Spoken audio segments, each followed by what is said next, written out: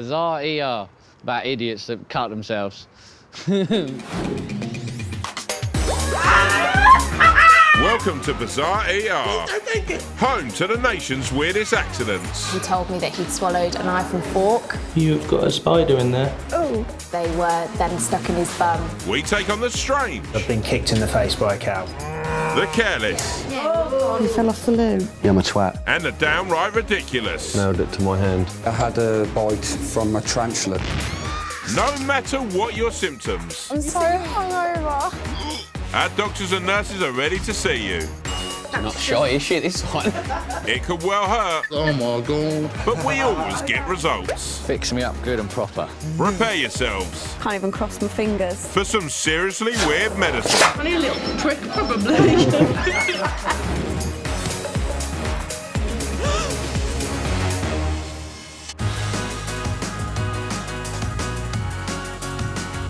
Checking into Bizarre ER this week. It's going to be a nightmare. A bloke who's been cut up by a complete psychopath. Oh, there's actually bone there. A super trooper who's high on life. It's a little bit embarrassing, actually. We find out what happens when you pick a fight with your lawnmower. I flicked my hand and one finger fell off. And we relive the amazing story of a man who was nearly killed by a pigeon. Wow. A&E departments across the UK see millions of patients walk through their doors each year, seeking urgent medical attention with all sorts of injuries. You booked in, take a seat for me. But you'd be surprised how differently people react to pain. Some are super tough, they take their pain like soldiers. Although some soldiers aren't quite as tough as you'd expect. This is Squaddy Andy, a soldier at the very peak of physical and mental condition. So what's happened, mate? Were you on some kind of secret mission? I thought I'd try me leopard crawl. I didn't know leopards crawled. I thought they were famous for running. I don't know if I should be telling you this. Come on, Andy, don't be such a tease. Tell us. Trooper Andy was testing his physical endurance on an assault course. Oh, it was a Bouncy Castle assault course. Okay, so Andy was basically leathered at what sounds like a kid's party. He jumped on top of the bouncy castle instead of rolling onto the grass. Land on my arm. Snap. All I saw was my arm was going like that, flopping all over the place. I was like, oh my God. Super trooper. Super trooper? I don't feel like a super trooper. I feel like I was in a lot of pain. Yeah, but I'll tell you what, this stuff here, fantastic. Yep, that's nitrous oxide, commonly used for medical pain relief. It's like that laughing gas on Iron Upper. Yeah, well, that is exactly actually what it is as well. Bit of house, garage.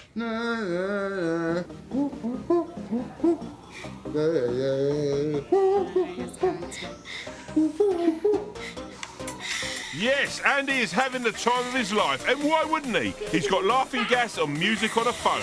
Go on, my son. I think the young man was high on life. And laughing gas. Enjoying the experience, he was making the most of what had happened, and it's always good to have someone that has that positive outlook on life. At least his shape-throwing arm is still in good nick. And it's hard to keep a good man who's off his nut down. I can't believe the nonsense coming out of his mouth. Oh, isn't he always like that? This reminded me of Simon from In Between This. Have you got enough gel in your hair, Simon? It's a little bit embarrassing, actually. We're standing back here disowning him. Time to move this party to the exclusive X-ray lounge. I'm thinking about the amount of hassle is going to cause these guys in X-rays in a minute. It's going to be a nightmare. OK, well, let's leave Mummy's brave little soldier for now, as another victim, I mean patient, is about to check into Bizarre ER. Boom. Bizarre ER. About idiots that cut themselves. Do stupid things, yeah, I'm a prime example. Whoa. You are not an idiot. Inside the A&E, the place is absolutely buzzing. But let's step back outside and chat to Matt. Matt works in a sandwich shop and he loves computer games. You ever been to A&E before, fella? I've fractured both my wrists, split my lip so wide that I've had to have 7 stitches in it, fractured both my ankles before. I stabbed myself under the eye once with a wooden bow and arrow. I've had my head stitched. So I think that's about it. So you are an idiot. I can remember. And today? I sliced through my finger. Oh, fella. So today saw the launch of a new sandwich in Matt's shop. I love sandwiches. My favourite, a BLT with lashings of mustard all day long. So Matt was making the place look spick and span. An important job, keeping a sandwich joint clean. What could possibly go wrong? But suddenly disaster struck. Matt managed to snap the metal broom handle in half, slicing his finger. You're joking. Matt broke a metal broom. I couldn't break a metal broom in half. That's mental. That's crazy. So then I looked down, there's blood all over the floor and all over my hand. I'm off to A&E then. We'll do it slow-mo style. Yep, come on. Just pick it up. Oh, we've got a commercial break coming. Emergency nurse practitioner Charlotte first needs to establish a few facts. Are you allergic to anything? What is it? Cow parsley. Oh, cow parsley. I suffer myself. It is no laughing matter. Cow parsley is my kryptonite. Did it go all the way through and come out? The broom's just gone in like that. It snaps in half. Do you think there's any bits that came off? I honestly don't know. I can safely say I've never seen anyone with a broom-related injury quite like that. So you think Matt's lying as well, yeah? I think we'll get an X-ray just to make sure that there's no metal remaining in your finger. That makes sense. And then we'll go from there with how we're going to close it. What do you think, Matt? Any broom shrapnel in there, mate? That bit there is really puffed up, like there might be something under it, but... That's what I was thinking. I don't know, I wouldn't like to say, and I hope there's not. Do I have to think how they get that out? Probably tweezers. The X-ray has come back, inconclusive and blobby. You've got a round, opaque blob there, which is possibly something that's in your finger. We're going to numb it and have a look. You all right? Yep. After sorting Matt a little dose of local anaesthetic, Charlotte has a little dig around, but she can't find any rogue bits of broom. But you can't say she ain't tried. Look at there. That's what we call good tweezering in the medical profession, I think. She can't feel it, she can't find it. She's just put a pair of tweezers straight through my finger. Just amputate. It'll be fine. How the hell are you going to play computer games then, Matt? Whoa, whoa, whoa, what's that? Best get yourself down tattoo fixers, son. So Big Tom sent you. Can you have a look? What have we got here? A consultant here to finish the job. Where that bit is on your X-ray is right there. Yeah, which is, how's that? Which is above where the wound is. So what is the diagnosis? Just keep it simple for everyone at home, and myself, and Matt. So you've just got a weird finger, but we can give you that. Thanks. You're welcome. That's it. Laugh it off. Good lad. I was in my socks if you want to do those as well. Oh, Matt, it's not 1952. Rein it in, lad. Ah, felt that. Did you? Yeah. Sorry. Bend it for me. You'll be good to go. All right then. Thank you. Bye. Have a nice afternoon. Bye. As an A&E regular, Matt knows exactly what's coming next. They'll send me a text tomorrow saying, would you rate our service 1 to 10? I'll say 10. It's brilliant. Fix me up good and proper. Bye then, Matt. See you soon, fella. Oh, yeah. He's in a lot of pain, everyone. Yeah. I don't think he'll be getting a medal for bravery anytime soon, will he? Didn't sound very nice from out here. Yes, here we. Yeah, we've all been there, mucker, after a night in the owl. Come on, mate, push faster. He needs a wee. Didn't you hear him? That's it. He is really going for it. This could actually be a record. I actually need to go now. Actually, the longest wee I ever did was 3 minutes long. No lie, I'm pretty proud of that. It's a recording quarter. Finished? No, yeah, still going. I think he's just running a tap. Do you want another bottle? No. I think he's made a bit of a mess in there, Nurse. Who's this guy? With Andy relieved, it's time to crack on with a diagnosis.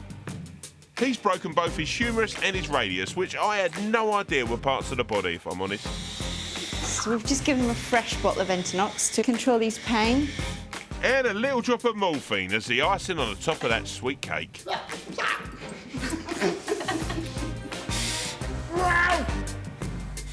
Keep taking deep breaths, mate. It's just a cast. And remember, you are a soldier. I don't know whether I'll cry. Now off his head completely, the nurse has the worst possible news. I need you to give me your internox. I need it. Please don't take it off me. Please don't take it. This is going to hurt, isn't it? Time for Andy to say a sad goodbye to his faithful friend. Take my gas off me, so I'm only on paracetamol now. But just got to go home and rest now, but I'm in a lot of pain. Yeah, it's cool to come down, mate. Don't worry. Mummy will look after you.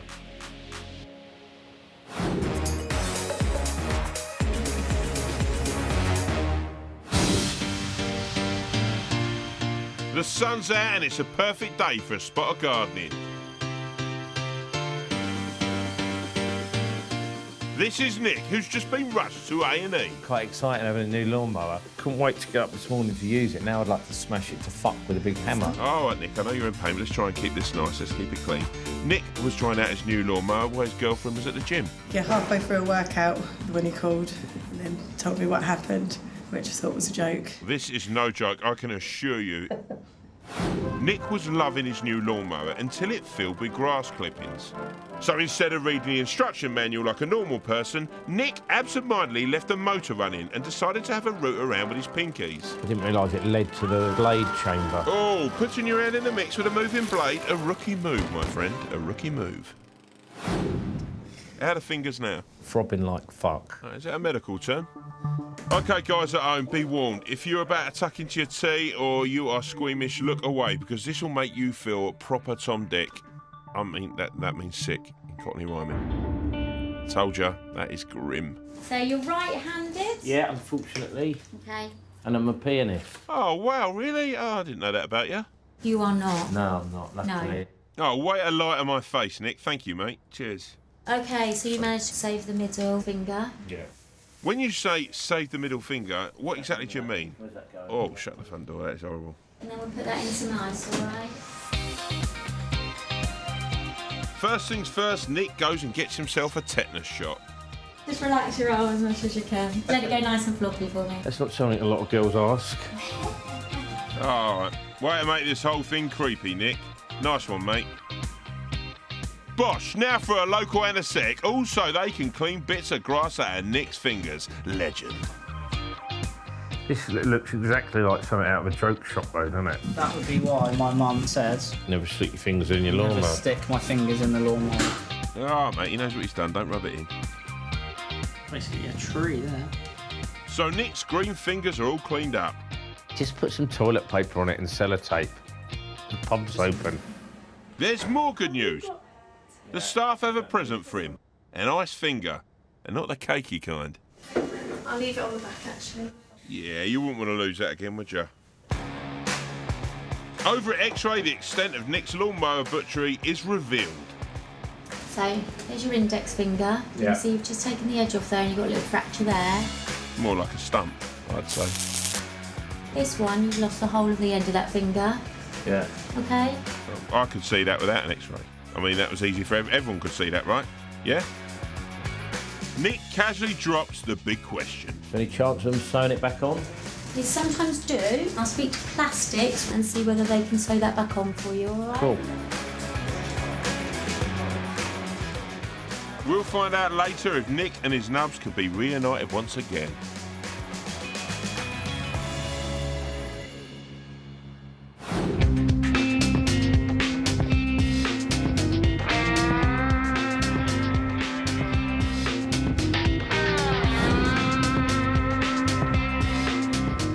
This is Chris, who's reeled into A&E due to a fishing mishap. At the moment they're trying to stop the bleeding and I've got me hanging on the ceiling. It should help with the healing. Look at us, we just made up a rhyme. Anyway, come on, Chris, hands up. Who's to blame? A shark bite, a nasty incident with your tackle, or maybe some pesky crabs? No, it was just that can of luncheon meat. Oh, of course it was. Yep. So Chris was kicking back in his local park, hoping to reel in some of the more slippery of customers. Problem was, the fish were fussy eaters. So he opened a tin of the finest luncheon meat to use as bait. I think I'd actually rather eat maggots, if I'm honest. And as Chris sits back down, his chair collapses and his hand gets hooked on the can's razor-sharp edge. He's having a nightmare. I realised it was a problem when I looked down and I could see stuff in my hand that shouldn't be there. Well, it actually all should be there, just not on show. My initial reaction was have a cup of coffee and wonder how we're going to pack up all the gear with blood dripping down my arm. Sounds like you were dignified and calm, Chris. But how calm does your wife Ren remember you being? He definitely wasn't calm. He was freaking out. I could tell that he was freaking out a bit, but trying to be calm. You liar, Chris. You must have raced straight over to A&E though, right, Ren? I said, I'll be with you in about an hour because I wanted to finish my tea. I mean, that's it, Ren. Priorities. Nothing gets in the way of a good cup of rosé. But Chris is not alone, as over 500 people fell victim to the perils of fishing last year. Just like this fishy fool. Ouch. Oh, shit. It seems fishing can be a real pain in the neck. Suck. Can you just get it out? I'm so sorry, Kim. You're meant to be catching fish, not fingers. I do actually love fish fingers, by the way. That's it, have a good swig of whiskey, son. Looks like you're gonna need it. 1, 2. Ah, gross. Maybe you're actually safer, just not fishing at all. Or maybe not. Can't say we've not warned you. But time for emergency nurse practitioner Elizabeth to see what damage Chris has done. Right, Chris. Shall we have a little look? See if we're still bleeding. Yeah? Yeah. Okay. Fingers crossed, hey? Oh, Elizabeth, kick a man while he's down. How's your arm feeling, all right? Yes, Yeah? Come on, how bad can it be? Oh, pretty bad. Oh, yes. Ah, God. It's got a very, very slight ooze. That's the stuff that was hanging out. That's your subcutaneous tissue. So your nerve pathways are all intact, all right? But obviously your tendons, that's what we're concerned about. The laceration went right across the base of the hand. It involved the tendons to do with the little finger. So there was concern there that he would lose function of that finger. So we did all of the care that we needed to do to then transfer him to plastics in Salisbury. The local anaesthetic I used earlier will have started to wear off by now as well. Okay. What pain relief have you got at home? Smack on the end.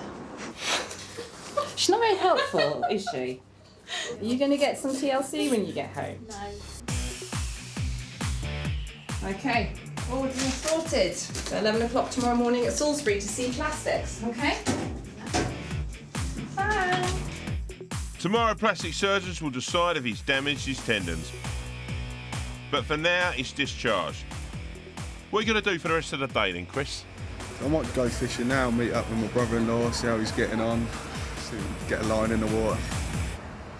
No, that is not happening. How much lunch and meat will you have to sacrifice before you learn, Chris?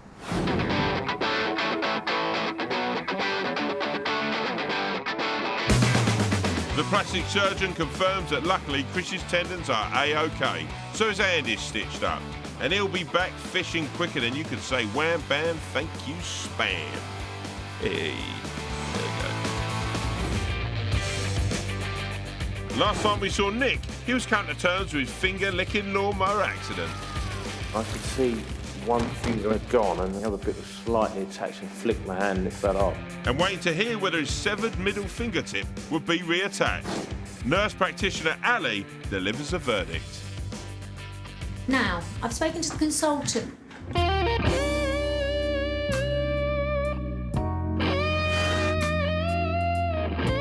Because of how damaged it is, they think they probably wouldn't be able to save it.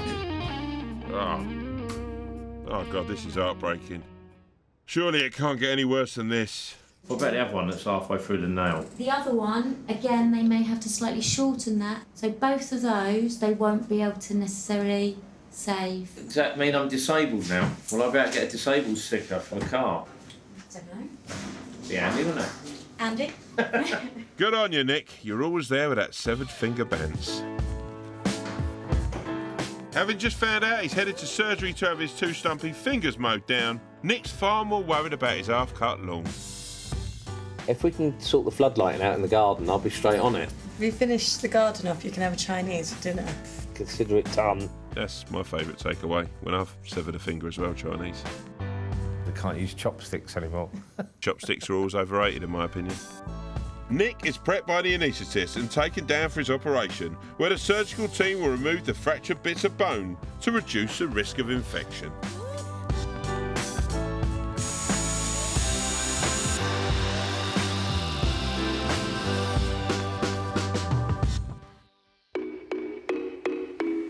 A few hours later, Nick's all done. Dare we ask how it went?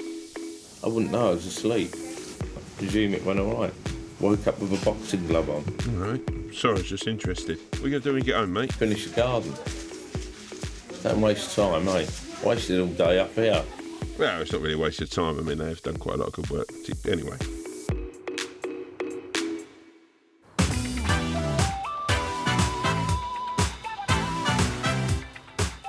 A week later, and Nick's back at Basingstoke Hospital to see a hand specialist.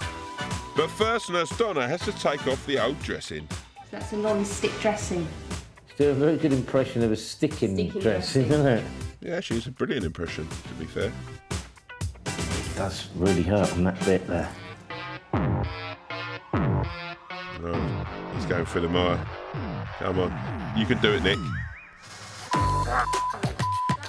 Oh, he didn't say what I think he said, did he? Sorry about the C word there. It's okay, I didn't hear it. Good. You're fine. Fuck a duck. All right, mate, come on. Oh, you're right, yeah. Hello. Oops, wrong hand, Doc. Like your other hand. Dominic's an orthopaedic surgeon who's pleased that Nick's fingers are healing. So what tends to happen with the fingers, the pulp will form a skin over the ends of the fingers, and so you'll end up with a shorter looking finger, shorter looking nail. It usually takes about 6 weeks or so to form a skin and get some function. Yeah. The fingers are very resilient. He'll even form a fingerprint over the finger. So Nick's hand will never be 100% again, but there's actually been no loss in mobility. It may not look this way, but he's actually been rather lucky. Thanks, Donna. See ya. And it's not long before Nick is able to face his old nemesis.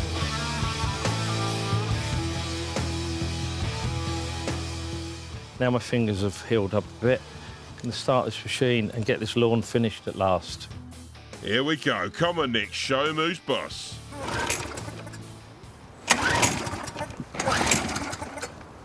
Well, this is awkward. It's probably for the best anyway.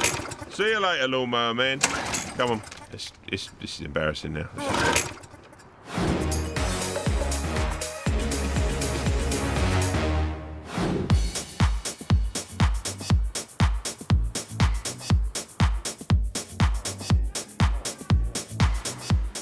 I can't believe it.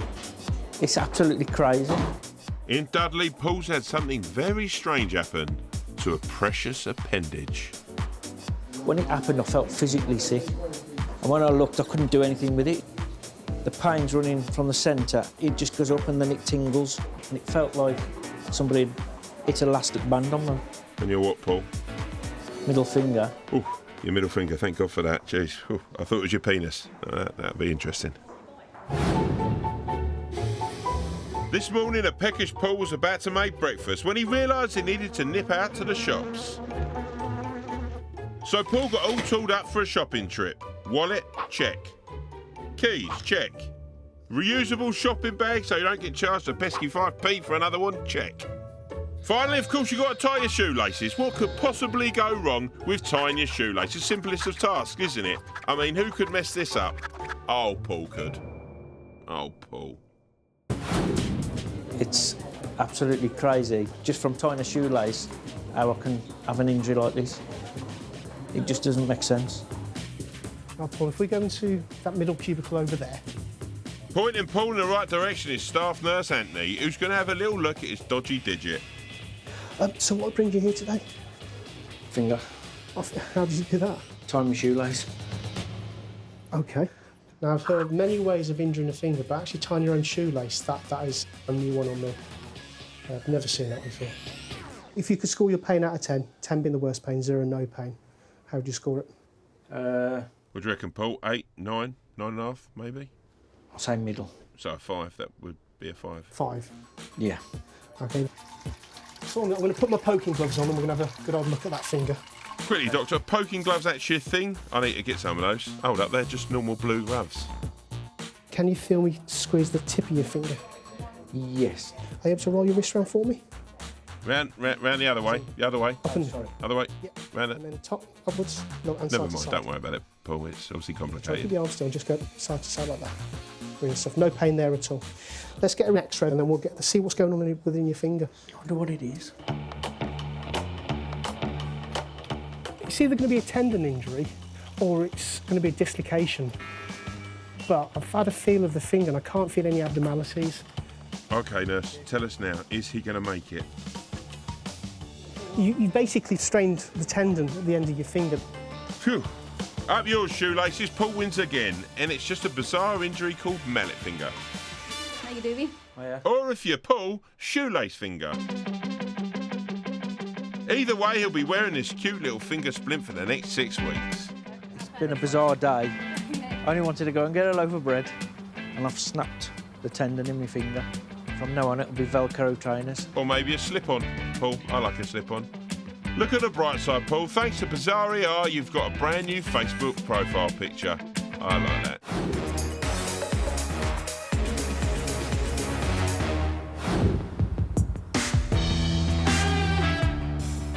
Luckily for most patients at Bizarre ER, their injuries aren't life-threatening.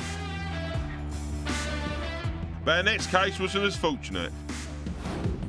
It's time to relive the incredible near-death story involving one bloke, a bike, and a bird.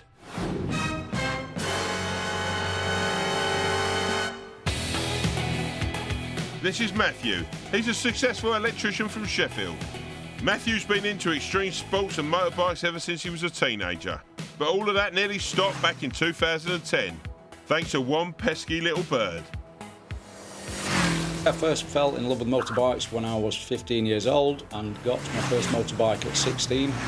From then on, continued the years after. I'd just got a brand new bike, just got the insurance sorted that morning, and I was ever so excited to take the bike out on its first run. That's the kind of biker I like, cautious and insured. As we were riding, a friend of mine who was in front of 2 cars about 200 yards away, I indicated for the car to overtake it, and as I pulled out, that's when it happened.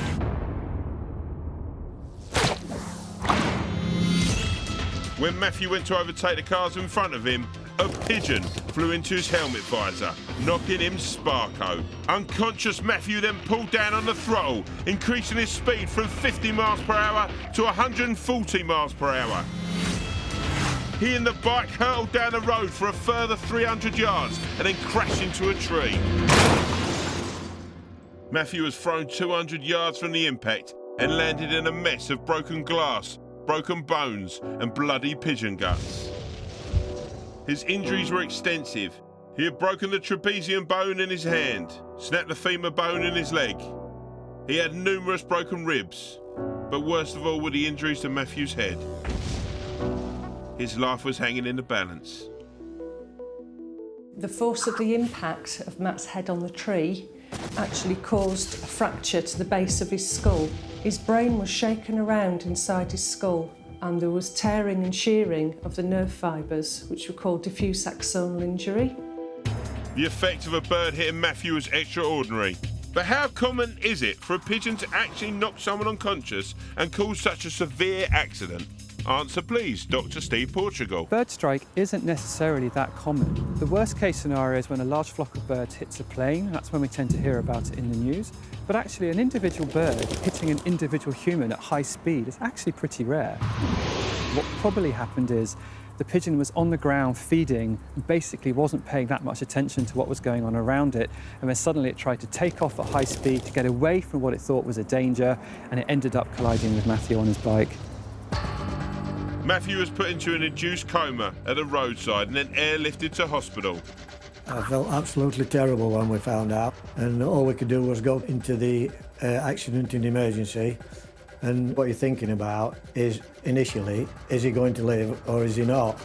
Over the course of several weeks, Matthew drifted in and out of consciousness as his head and his body were treated for their injuries. When I first met Matt, my concern was about his brain function. It's very common with people when regaining consciousness after brain injury that they go through a period of confusion, they may have hallucinations. When he came round, he was in a totally confused state.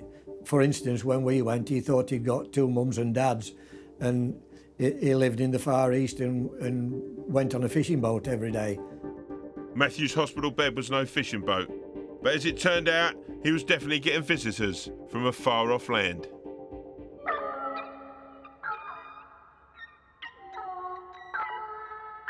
During my recovery, I was aware of a being at the side of my bed or some kind of entity every night for about 7 days. It was very close. As I was laid in the bed, it was there. And that was for about a week. Mostly, not constantly, but it happened every night for about a week. I honestly don't know what it was, to be fair. I've no idea. Not human. Yeah, it could have been anything. It could have been your nurse, a smurf, even a guardian angel, maybe. If that's what they look like, possibly, it could be. But I think my angels are supposed to be with wings and white robes and things, aren't they? Well, not all of them. I mean, they have to earn those wings. We've never seen Wonderful Life. After 10 weeks in hospital, Matthew's hand had been rewired, his ribs had healed. And Matthew, tell everyone what's happened to your femur bone, mate. I've got a titanium rod inserted in my left femur bone, which I'm going on holiday, I'm going through the airport scanners. It tends to bleep every time, but I have a letter from the doctors to explain the situation, which does come in handy, especially when we went to New York. The police got a bit funny about it. So. I actually have a funny story about an airport as well, Matthew. Maybe we'll just tell each other our stories over a pint or something. Matthew continued to have physio and treatment until he was back to normal. Seeing Matt come back from such catastrophic injuries was absolutely amazing. To see him regain his life roles. I just think he's been fortunate to come out of what he has done pretty well intact. He was such a brave man, a real hero. He just seems back to normal like he was before. There you go, what a hero. Whatever the world throws at Matthew, he'll always get back up. Go on, my friend. Just watch out for pigeons.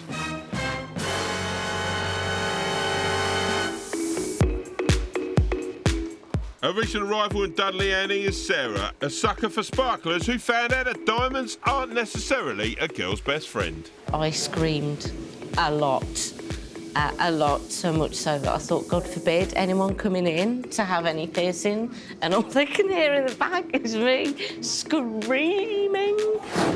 A girl can never have too much bling, and Sarah thought she'd add to hers with a diamond stud in her tragus. At first it looked fabulous, glinting in the light.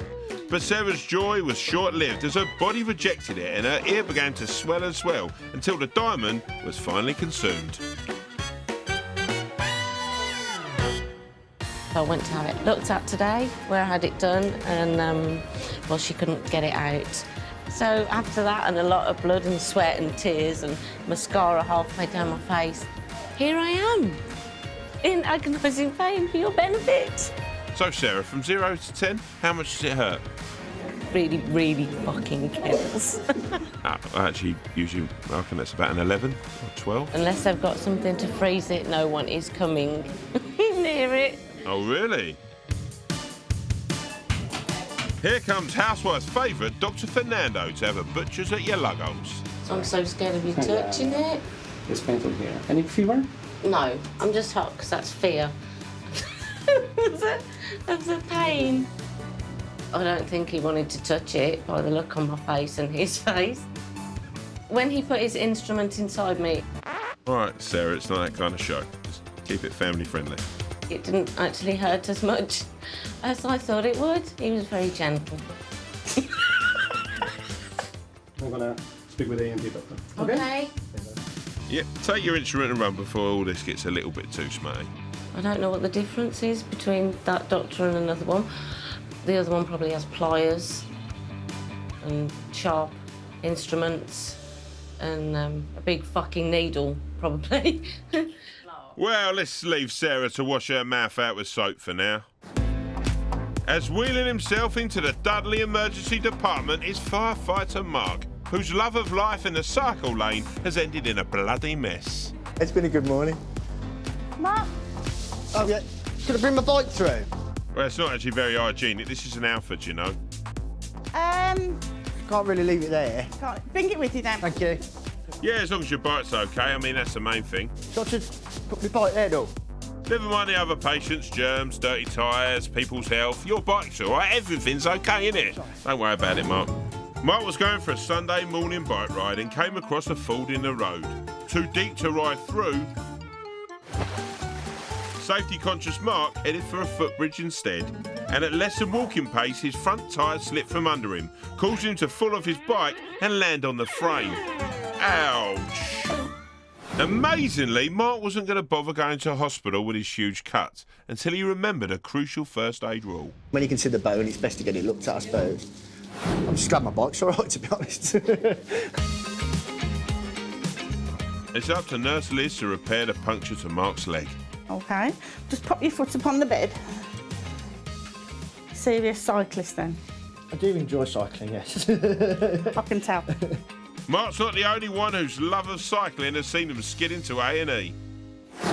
Did you know that cyclists are 17 times more likely to be injured on the road than a motorist? There he is again. Treble that if you're stupid enough to ride a penny farthing. Just because you won the Tour de France doesn't mean you should let go of the handlebars. And remember, it's not big or clever to show off in front of your mates. Oh, you're right. But when it comes to one-way trips to pedalling straight into ER, this guy's a knockout winner. Luckily, he survived. Time to find out the extent of Mark's wounds. So if you're squeamish, put the kettle on. Go and have a cup of tea. Look at how Liz just unravels the skin like she's unwrapping a juicy present. It's going to come together fine. Brilliant. I don't mind about the scar, it's just as long as I'm all right to ride my bike. Seriously, look what you did to your leg, mate. Oh, it's good, isn't it, actually? I haven't really had a good look at it. It's actually bone there, that's bone. Yeah, enjoy that. Take a good look, Mark, because I can't look at it. We'll put some local anaesthetic in it. Happy? Yeah, yeah. All right, then. Happy? He's never been happier by the look of it. Look, he's over the moon. I find it mad how much your skin moves about. You don't often get to see inside your own leg. Gotta make the most of these things. Yeah, mate, you enjoy it. Enjoy being really badly disfigured and hurt, so... Sadly for Mark, his fascinating leg needs to be sewn up. Oh, yeah. Who you what? So Liz rinses out Mark's gash, so to speak, and gives him as much local anaesthetic as his leaky leg can hold. Yeah, that's a bit tender. You might want to look away. Don't worry, Mark will keep an eye on things.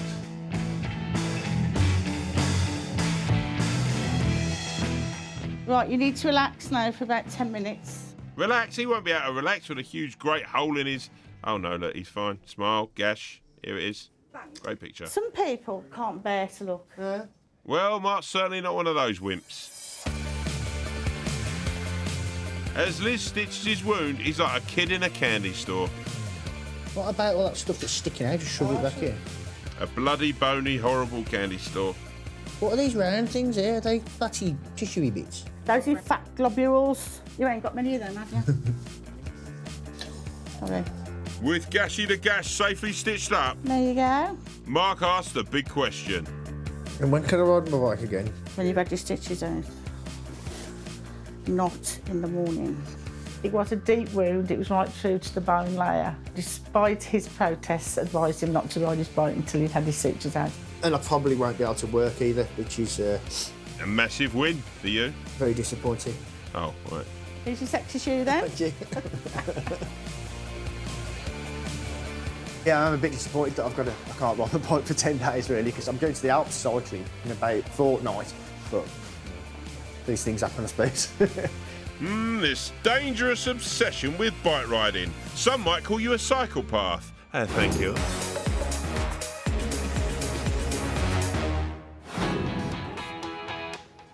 Sarah's in bizarre ER after a twinkly tragus piercing went from blinging to minging. And so far, the doctors have been unable to extract the pesky stud.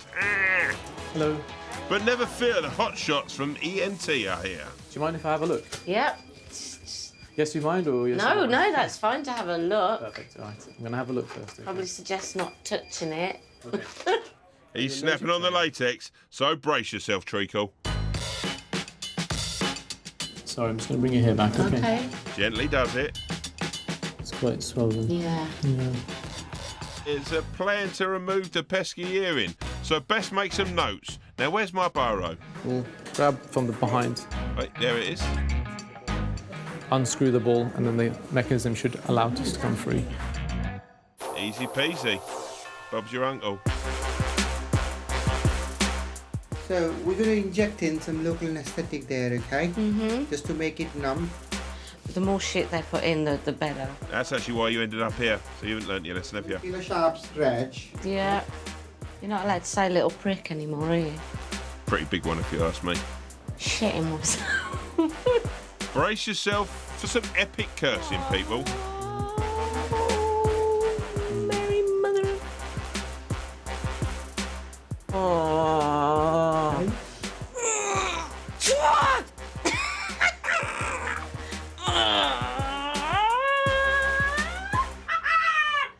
Fucking hell! And there it is. You a bit relaxed now, you think? Hell no. Nope, she's not relaxed. Far from relaxed. God, was the needle like that big? Because it felt it. I thought it was actually usually blokes that exaggerated, Sarah, but... After the nasty pricks have taken effect, it's time for the doctors to tinker with Sarah's Tragus. You right? Mm-hmm. No, nice deep breaths, nice slow deep breath.